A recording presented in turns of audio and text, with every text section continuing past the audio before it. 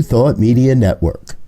We are a global broadcast network of positive music, media, and entertainment, inspiring humanity's evolution along the journey of enlightenment and creating a world of love, peace, empowerment, and prosperity for all. New Thought Media Network. Positively inspiring.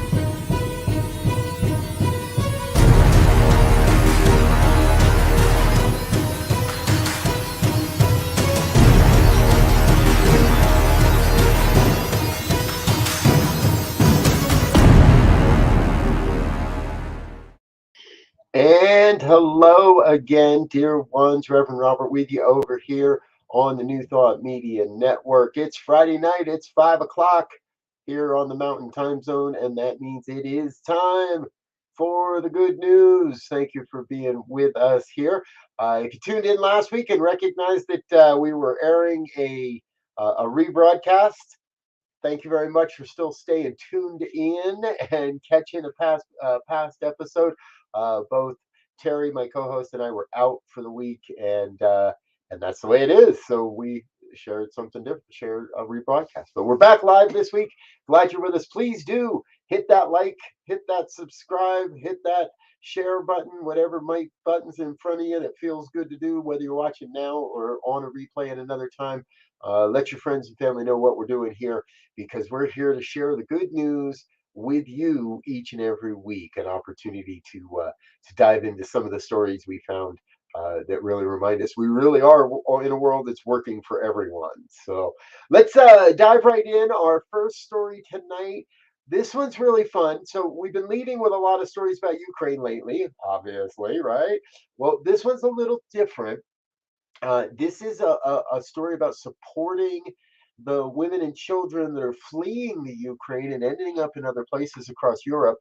Media Brands is a Denmark company, and Denmark has taken in thousands of refugees. And what this company did is they decided to switch some of their production to create a booklet.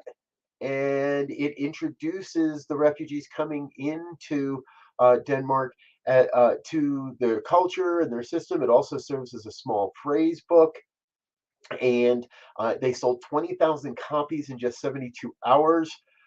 Following the publication of the article that I'm reading, the company said they received a total of over 100,000 orders. Over 100,000 copies of this book have been ordered to be given away and handed out to people that are obviously in need as they transition into a new culture and a new society there, a new way of life. So congratulate! This is really cool, and they don't show us an awful lot of the contents of the book, but it looks really cute, and it is based for children, so it's really helping the children to become accustomed to their new homeland. And there's a shot of the phraseology helping them to be able to change to change phrases from one language to another. I love these kinds of stories because they do remind us that it's all working. Somehow everybody is making it work. Now, that story I found over at the goodnewsnetwork.org, and many of our stories come from that site. They, and along with a number of other sites that we use to source our stories, provide us with the ideas, and then we string together a group of them. Please do check out their website as well when you get a chance, goodnewsnetwork.org. And remember, if you have a story you'd like us to cover or you think we should be looking at, by all means, send us an email, goodnews@ntmedia.org. Let us know the good news stories that maybe we haven't seen yet, and if we like it and we pick it, we'll mention it on the air and be able to share with you that story as well. All right, next up, I found this one really fun, mostly because, well, I was a kid at a certain age in history, and so I read J.R.R. Tolkien, and I imagine many of you did as well. What I didn't know until a number of years back, I learned this a handful of years back, was he utilized a number of different creative tools when creating Middle Earth. And so the written word was not the only thing. He was into painting and poetry, calligraphy and cartography. And recently, what's happened is his estate's website has released a large collection of the artwork that he did and the ways that he did this. Now, if you remember reading the books, there was always some maps and stuff in the back, and all kinds of little stuff. Well, this is a much more extensive collection, and they released the collection on February 26th, which is the date at the beginning of the second book of the Lord of the Rings, the day that the Fellowship of the Ring is broken after the death of Boromir. Pretty cool. Congratulations to those folks. I love how they put these things together. All right, next up on the good news here today. This story also I found just incredibly intriguing. Now, we talk about trees a lot around here. Not just the oxygen exchange and the necessity of good trees on the planet, but mostly how we help forests recover. And this is an example of it. The location is Blenheim Place and Estates in Oxfordshire, England. There is some of the oldest trees, oaks there, ranging over 1,000 years in age, and they contain the genetic lineage of various climate shifts, untold episodes of diseases and fire, and more. And what's happening is they're taking this 400 acres and creating a super forest. And the idea is that you grow a variety of different trees in on the property rather than a tree farm or just planting the same type of tree and off we go.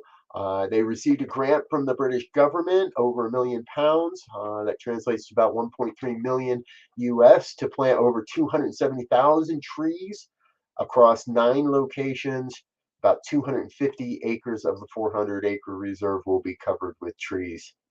It's called superforesting, and it's a brand new concept in reforestation. There's going to be 27 different tree species on the property, and these oak saplings. I get from what they say here. Last year was a bumper crop of acorns, and so they have a plethora of great oak seeds to get this started. We'll be following this story probably longer than I'm on the planet. I think it's going to be a great story. All right. And speaking of trees, I know, really easy segue here. This is something I've been watching for a handful of years now, and have had this idea of a resort of tree houses. People love their tree houses. Well, one is happening in Tennessee. It's called the Sanctuary Treehouse Resort. They've got about 40 acres of property, and they're building 3 different type of tree houses. One that'll accommodate 2 to 6 people or guests. Another that will connect multiple sections of multiple units together, and then bigger units. The conceptual drawing you see on your screen there is an idea of what this might look like, but it's a really unique idea. They should be accepting reservations for late 2022. Later this year, late summer this year, is when they hope to be able to start accepting reservations. They are not now.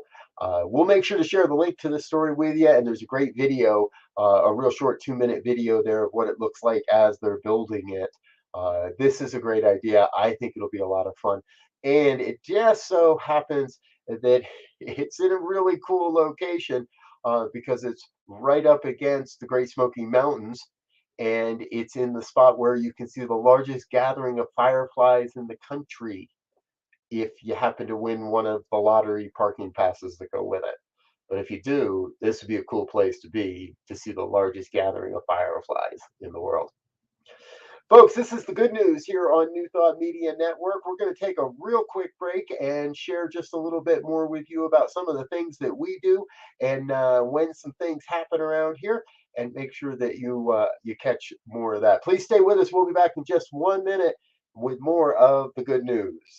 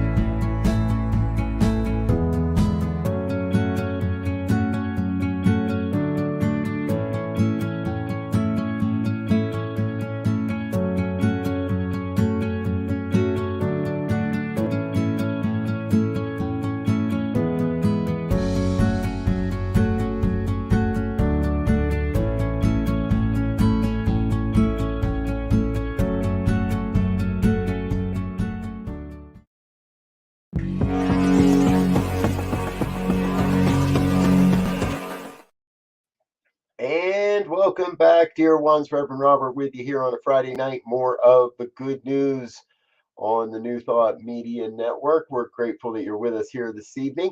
And I want to bring into the studio with me my co-host, Terry Paul Choice. Terry is one of our contributors, not only on this program, but has a great program on our radio station. She'll tell you a little bit about that at the end of her segment. Hello, Terry. How you doing this evening? I'm great. It's warm here in Nova Scotia, foggy and warm. Foggy and warm. All right. Now, you generally bring us stories from Canada, and I haven't looked too deeply at your stories today, but I know we've got a something about batteries and something about recycling. So why don't I get out of the way and let you do share the stories that you found, share some of the good news that you've dug up. Okay. Yeah, my stories, unfortunately, aren't really Canadian at this time, but they're still really good stories. The first one has to do with a plastic. So I was really quite shocked to find out that only 9% of all the plastic that's thrown away in this world is actually recycled. I thought it was a lot higher than that. And anyway, that's why our oceans and our landfills are just becoming clogged with plastic.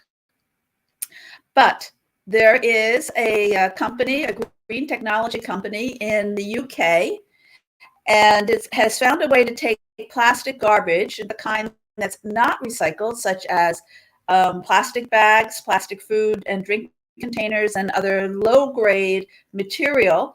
They're taking it from the oceans, from the landfills, and they are processing it to turn it into fuel. And they can turn it into oil by removing the phosphates, nitrogen, and metals, and they make a clean diesel and even a jet fuel.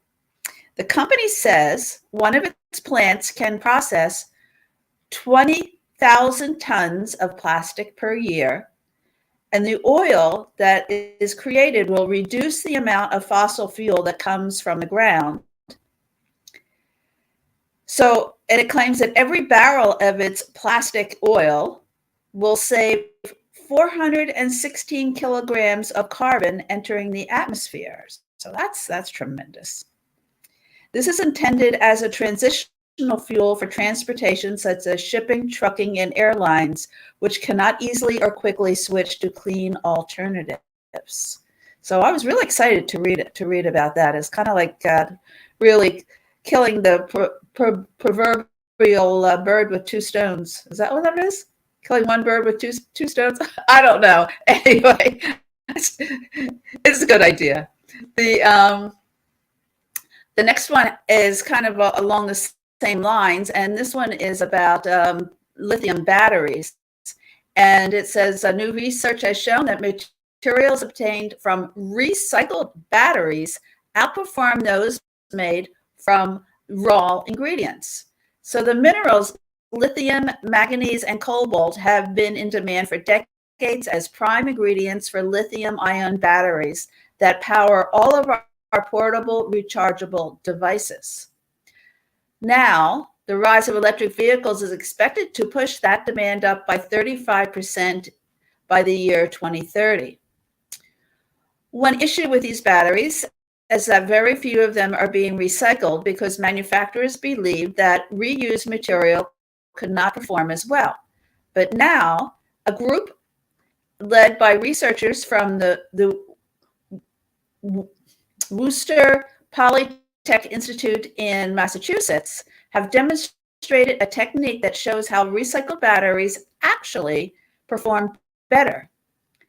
Used batteries were shredded into pieces and exposed to acids that remove impurities, leaving 90% of the three main ingredients behind.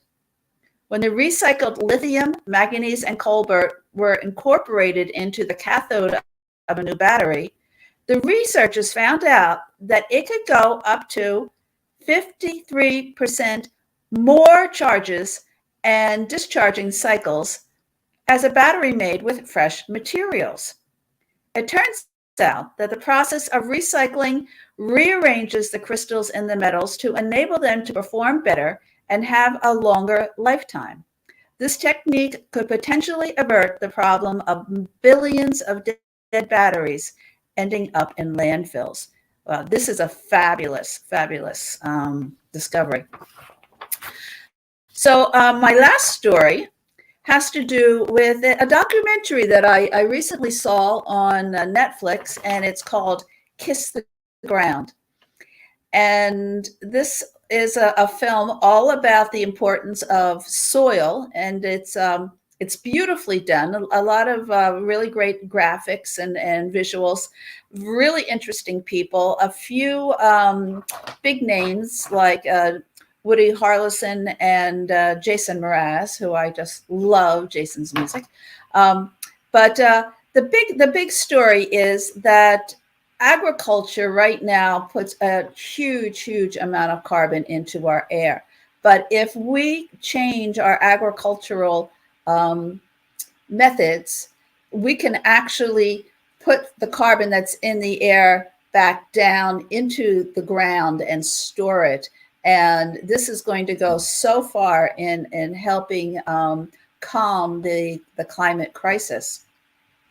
So they have, in this documentary, they have various experts. One is a conservation expert who goes around to the farmers in the Midwest and shows them ways that they can change their practices. And they also have a rancher, a guy named Gabe, and he had 3 years when his crops absolutely failed because of the climate change, because of no rain and too much rain and too much cold and whatever. Anyway, he was able to transform his really bad news farm into a good news story by using these regenerative practices. So I highly recommend seeing this film. It's called Kiss the Ground, and it has won lots of awards. Let's see what it says here. I think it was up for, it said it's won over 25 awards, and I highly recommend it. It says here, our mission is simple. We must harness the regenerative power of Earth itself. And there's 4 ways that you can watch it. One is you can stream it on Netflix. To see it on Netflix, you have to go into the menu and then type in Kiss the Ground, and then you'll find it. You can rent it for just $1 on Vimeo. And they have a 45-minute version of this film, which teachers can get hold of for free to show to their students. And also, if you want to host a screening, it's free for you to, it's free for individuals, educational institutions, and NGOs, and for companies and corporations to show this to their students, to their clientele, to everyone, because this is such an important film to rectify a lot of the practices that we're doing now, and the soil is just incredibly important for it to be healthy in order to save this planet. So that's it for me. I hope you tune into my show that is on New Thought Media Radio. It's called Feel the Flow.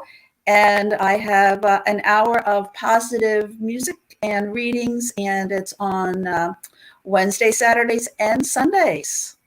So that's it for me. It's all yours, Robert. Oh, thank you, Terry. Thank you so much for being with us this week. And Terry brings a great collection of stories that are really right along the overall arc of what this station is about, and what this program specifically is about. So thank you, Terry, for another great collection. I've been hearing a lot about this movie, Kiss the Ground, and I haven't watched it yet. So I think I might know what I'm doing this weekend. All right, continuing on with more of the good news here this evening. We got a handful of more stories before we run out of time. First up, Amazon joins the U.S. Department of Energy and MIT to tackle plastic waste with new science. Now, you know, on this program, we look a lot at the new sciences and the different things that are going on. So Amazon has joined the International Bottle Consortium to develop the technologies needed to reduce plastic pollution through innovation in materials and recycling.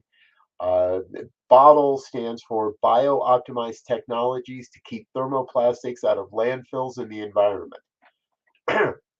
Bottle sounds quicker and easier to remember.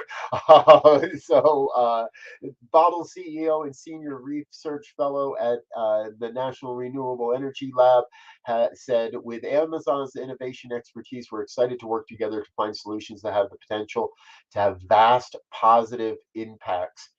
He continued, finding a way to better recycle single-use plastics while reducing and ultimately eliminating their use is a grand challenge for our time, and we're committed to pursuing scientific advancement to this end. That's Greg Beckman, the Bottles CEO. Congratulations, team. Keep it up. Keep going. We're gonna find the way to get through all this as well, in one way or another. And here's our next piece. Not only is it plastic and single-use plastic, but it's how do we eliminate other plastics and other materials to create recyclable experiences and products in our lives. This next story is about the first production prototype of a windmill or wind turbine blade that is 100% recyclable. The 203-foot blade was made using Arkema's Lithium resin. We've talked about that on this program before. It's a very technical way of saying a thermoplastic resin. It's well known for its recyclable properties, and they launched this division in September of 2020 is when they started working on this. Here's a picture, and there's a picture there of it. This is game changing, folks. We reported last week or the week before, a couple shows ago, on all the creative ways people are starting to use these wind turbine blades. But now we have a prototype to be able to recycle them, not just reuse them. And I think that's very important. We're going to keep an eye on that story as well and let you know more about it as we go. Hey, and one more. This one, now I want you to know, absolutely no squid were injured in the creation of this story. But they absolutely did inspire a team of researchers out of the University of California, Irvine. They've invented an adaptive composite material that can insulate beverage cups, restaurant to-go bags, parcel bags, and even shipping containers. Hot and cold, folks. It'll keep your coffee hot and it'll keep your cold drinks cold. The Motion Badshaw, and I apologize if I pronounced that poorly, sir, former UCI postdoctoral scholar in chemical and biomolecular engineering, said, quote, the composite material can be recycled in bulk by removing the copper with vinegar and using established commercial methods to repurpose the remaining stretchable polymer. The metal islands in our composite material are next to one another when the material is relaxed and becomes separated. When the material is stretched, allowing for control of the reflection and transmission of infrared light or heat. Oh my gosh, we got a little too sciencey there on me, didn't we, folks? Yeah, that happens. Here's the cool part. It works. Now, it's not a product you can go buy. There is another video here that we can share the link with, and the research was published in Nature Sustainability if you're interested in reading the whole study. Hey, in our big kudos of the week award, this one I like too. London lawyer Victoria Evans went out on a rowboat ride. It was a little bit more than that. She left the Canary Islands on February 11th. She had no idea where she knew what she was doing. She was working to become the fastest female to row across the Atlantic. She actually shaved several days off the previous fast time. She made it from the Canary Islands, left there on February 11th, arrived in Barbados only 40 days later. Congratulations, Victoria. What an amazing feat. There is nothing that can stop the human spirit. You can see the smile in her face as she's pulling into Barbados there. I don't think she knows how well she did at that point, but what a great story. Thank you, Victoria, for reminding us of the human spirit, of what's accomplished. All right, folks, before we get out of here tonight, I've got one more great story for you. The dolphins. Now, this comes from the we knew this all our lives department.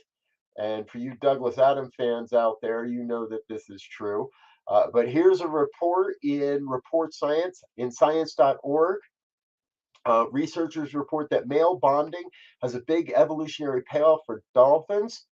Dolphins with the strongest buddy bonds actually father more offspring. Going out with the guys helps to continue to propagate the species. I like it. No, it's more than that, folks. This is research that, again, has proven many of the things that we've known all along. Dolphins are communicating with each other. They're far more intelligent than we imagine. And they, through whistles and touch and even gentle touch, create long-lasting and strong bonds at a friendship level that help them to live great social lives as well. Hey, before we wrap this up tonight, I would like to take just one more moment to say thank you to everyone that makes this happen. Stick with us. We've got more good news coming in just a second. But before we get there, let's say thank you to all of our sponsors.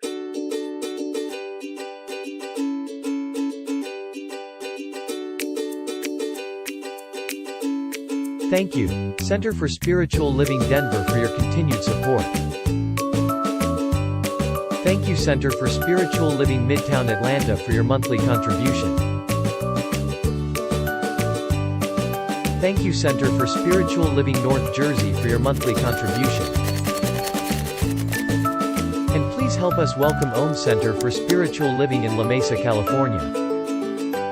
Thank you for your monthly donation. Thank you, Center for Spiritual Living Seattle, for your most generous donation. And a special thanks to Hefferlin Foundation for your generous technology grant.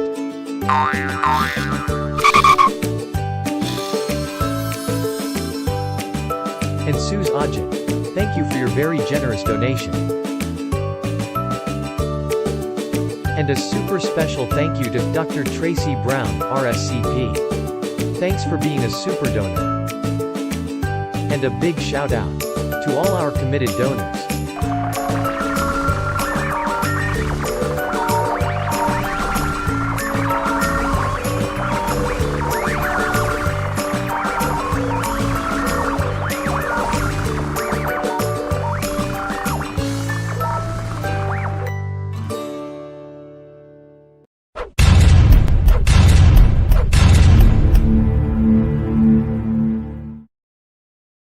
All right, dear ones, Representative with you here. That is the good news for the evening. I told you I had one more little piece I wanted to share, and yeah, I have to do it because anytime you talk about dolphins, I just got to go here. So, if you would indulge me for one more minute. So long and thanks for all the fish. So sad that it should come to this. We try to warn you all, but oh dear. You may not share our intellect, which might explain your disrespect for all the natural wonders that grow around you. So long, and thanks for all the fish. The world's about to be destroyed. There's no point getting all annoyed. Lie back and let the planet dissolve around you. Despite those nets of tuna feats, we thought that most of you were sweet, especially tiny tots and your pregnant women. So long, so long, so long, so long, so long. So long, so long, so long, so long, so long. So long, and thanks for all